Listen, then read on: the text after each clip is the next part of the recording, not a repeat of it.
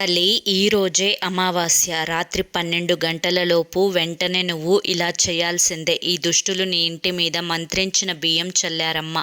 ఇలా చేయకపోతే ప్రాణాలకే ప్రమాదం కావచ్చు అని చెప్పి ఏదో తెలియని సందేశంతో బాబాగారు మన ముందుకు వచ్చారండి. మరి ఆ సందేశం ఏంటో మీరు పూర్తిగా తెలుసుకోవాలి అంటే ఫుల్ వీడియో చూడాల్సిందే.